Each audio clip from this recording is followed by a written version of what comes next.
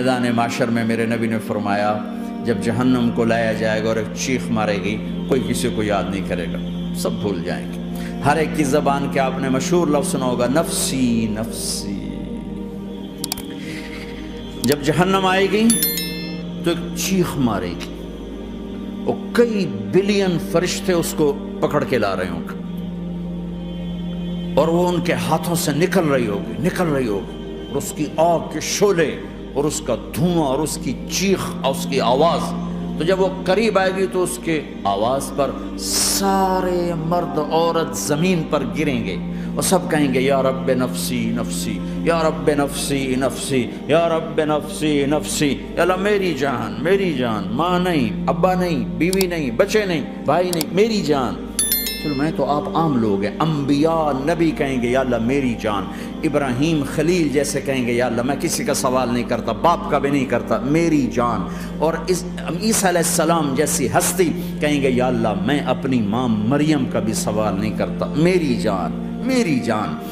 عیسیٰ علیہ السلام سے لے کر آدم علیہ السلام تک نفسی نفسی، نوح علیہ السلام نفسی نفسی، یحییٰ زکریا باپ بیٹا ہیں لیکن نفسی نفسی، سلیمان داؤد باپ بیٹا ہیں لیکن نفسی نفسی، یوسف یعقوب باپ بیٹا ہیں لیکن نفسی نفسی، یعقوب و اسحاق باپ بیٹا ہیں لیکن نفسی نفسی، اسحاق ابراہیم باپ بیٹا ہیں لیکن نفسی نفسی، اسماعیل ابراہیم باپ بیٹا ہیں لیکن نفسی نفسی۔ یہ نبیوں کا حال ہے، میرا کیا حال ہوگا؟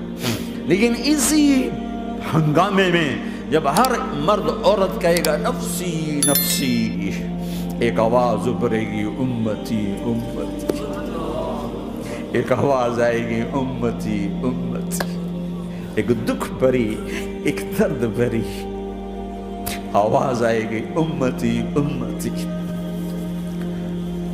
سننے والے حیران ہوں گے، یہ کون ہے؟ یہ کون ہے جو اپنے آپ کو نہیں مانگ رہا، اپنی امت کو مانگ رہا ہے؟ یہ کون ہے؟ جب آواز کی طرف نظریں لگیں گی، یہ تو محمد الرسول اللہ ہے، جھولی پھیلی ہوئی ہے، ہاتھ اٹھے ہوئے ہیں، اے رب میری امت۔ کون سی امت ساری زندگی شراب بیچتے رہے؟ کون سی امت ساری زندگی ڈرگز بیچتے رہے؟ کون سی امت ساری زندگی زنا کرتے رہے؟ کون سی امت ساری زندگی ظلم و ستم کے پہاڑ توڑتے رہے؟ ساری زندگی جوا کھیلتے رہے؟ آپ تو کہتے دفع ہو جاؤ، میری نظروں سے دور ہو جاؤ، نہ تمہیں میری عزت کا خیال ہو، نہ میری نسل کی قربانیوں کا خیال، میرے معصوم بچے نیزوں پہ چڑھ کے اس کے دین کی، تم چند پونڈوں پہ کیا ظلم ڈھا کے آئے ہو، دفع ہو جاؤ یا اللہ انہیں جہنم میں ڈال۔ یہ کہنے کا موقع تھا، میں قربان جاؤں اس نبی رحمت پر، اس کامل اکمل نبی پر، اس ہادی رہبر پر۔ میں کہاں سے الفاظ لوں ان کی تعریف کے لیے؟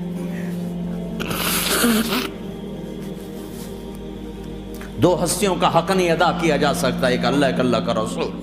ہر ایک کا حق ادا ہو سکتا ہے، اللہ اور اس کے رسول کا حق نہیں ادا ہو سکتا۔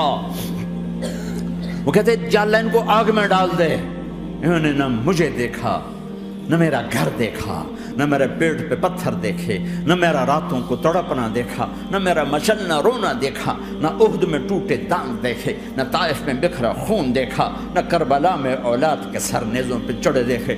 دفعہ دور کر دے میری آنکھوں سے، میں قربان جاؤں اس نبی رحمت پر۔ کہہ رہے ہیں یا اللہ میری امت، یا اللہ میری امت، یا اللہ میری امت، یا اللہ میری امت۔ نہ یہاں بھلایا نہ وہاں بھلایا۔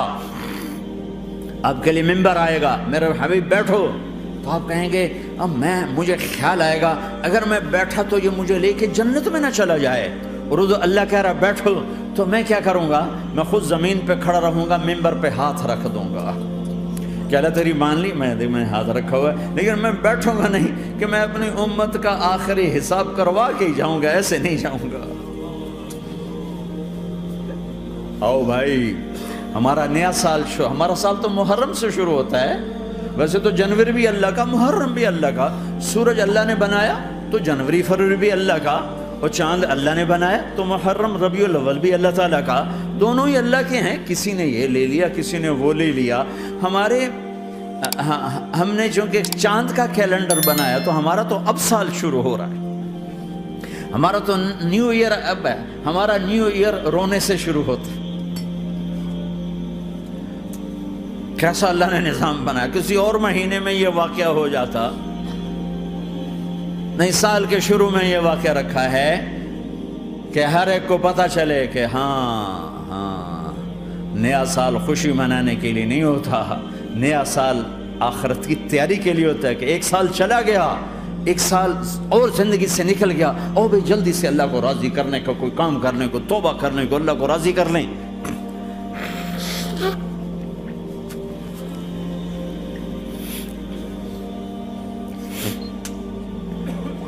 لیکن آپ کیا کہہ رہے ہیں؟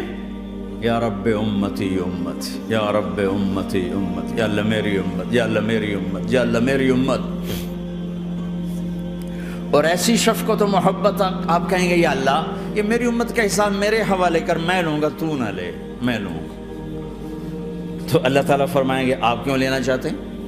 کہیں گے میں اس لیے لینا چاہتا ہوں کہ ان کے جتنے عیب ثواب ہیں نا وہ کسی کو پتہ نہ چلے، تو میرے سامنے ہی آ جائیں تو ان کو شرمندہ نہ ہونا پڑے، تو میں قربان جاؤں. پھر وہ رب محمد ہے، اس نے اپنے حبیب کی لاج رکھنی ہے. وہ کہیں گے میرے محبوب اگر آپ ان کا حساب لیں گے اور آپ ان کے گناہ دیکھیں گے تو پھر ان کو آپ سے تو بڑی شرم آئے گی.